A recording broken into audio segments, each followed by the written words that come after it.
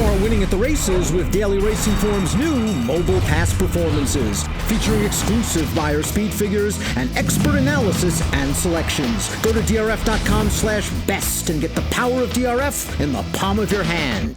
Dan Illman, Mike Beer. Race number 9 at Prairie Meadows on Sunday is the Grade 3 Iowa Oaks. Let's take a look at this field. Huge day of racing on Sunday in the state of Iowa. Prairie Meadows, 2 graded stakes races, including this race for 3-year-old fillies. And Mike, you take a look at this group, a lot of horses stretching out in distance, a lot of early speed.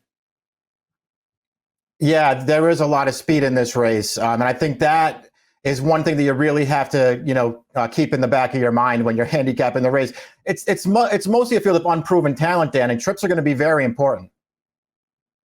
Let's throw up the Timeform US pace projector. Not surprisingly, a red bar scenario indicating a fast pace. The horse on the outside's Quality from California. That is Dynasty of Her Own, going out for Jonathan Wong, one of the leading trainers in Northern California. She's very fast. She's going to have to deal, though, with horses like Lagoon Falls stretching out and Flat Out Speed, the 3 stretching out, and also Ocean Breeze, the 6 stretching out. There's going to be a good pace on. I think there will be a good pace on, at least with Dynasty of Her Own. You know that she can get a distance of ground. It's just a question of whether she can maybe take a small step forward here on dirt. Lagoon Falls, the number 1, won her first 2 starts by 17.5 lengths. She's a Juddmonte-bred daughter of Uncle Mo that sold very cheaply as a yearling. Those 2 races were against very weak competition. Last time out, they took her out of the claiming ranks, and she really stubbed her toe as a short price. Was it the wet track, or did she finally find a field too tough? She's gunning from the rail here.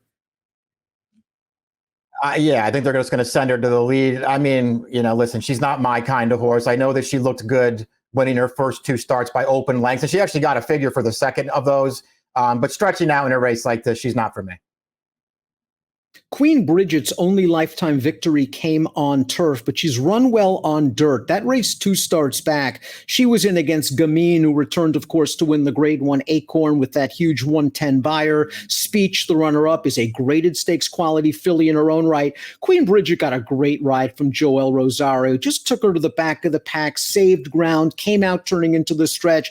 He realized he was probably going to be third best. He was third best. She's getting a pace in here, and if she runs back to that Oaklawn race, she's very tough. Yeah, listen, the pace certainly plays in her favor. We'll just see how good she is on dirt, Dan, because that's the real question that I have. A maiden on this surface, and I know that she earned an 87 buyer 2 starts back against Gamine, but that's what's known as sucking up in a fast race and getting a piece of it without ever really doing any running. I don't know. I just don't know how good she is, Dan, and it doesn't feel like she's going to be a great price in here. Flat Out Speed, the number 3, is an Iowa bred. She's raced 4 times at Prairie Meadows. She won 4 times, including this race last time out in the Bob Bryant Stakes for Iowa breds. Now, as you see, only a 3-horse field, and 1 horse is nowhere in the picture. Flat Out Speed showed her good speed from the start. She's going to win drawing away by 5.5, but she has distance and class questions to address. At least she has the home field advantage.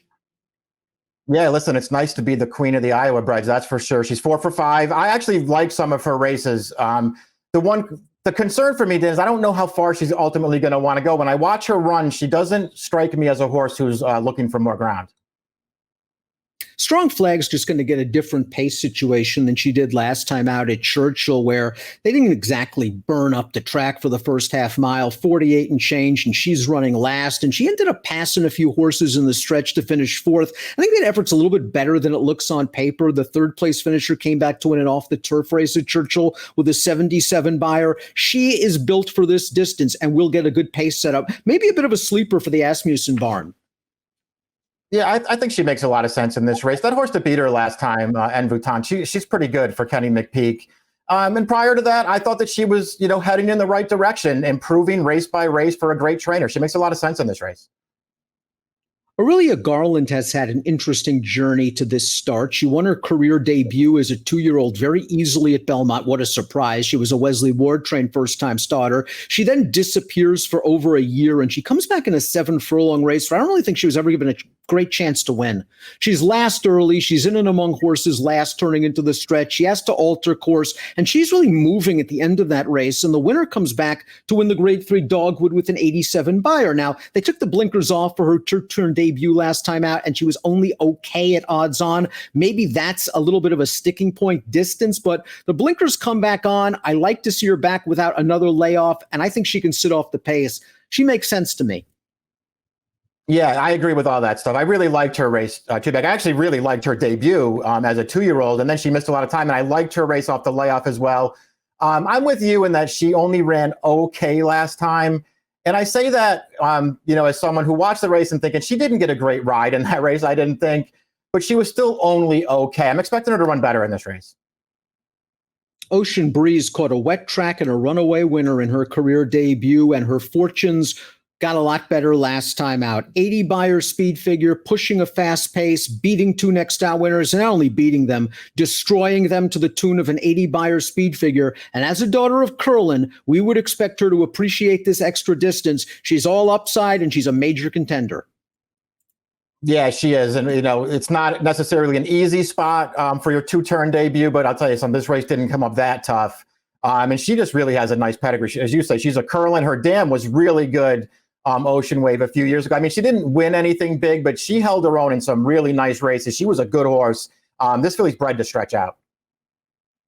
Let's watch Dynasty of Her Own's victory in the Cal Oaks last time out, and she moved early. They went 22-4 over this synthetic surface. She made the lead, and she is just going to be able to hold on. I think this was a good effort for Dynasty of Her Own, who was also a stakes winner on dirt at Sunland Park. She's the only open stakes winner in this field. The question is, can she sit? And the answer is, well, sure she can sit. She sat in that dirt race going 6.5.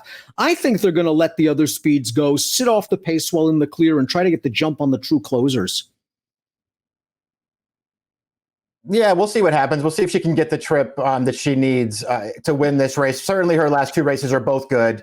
And is she better on synthetic? I don't know. Maybe she is, but she's won on dirt, so I'm just going to assume that she's fine on the surface. In a lot of ways, she might be the horse to beat in here.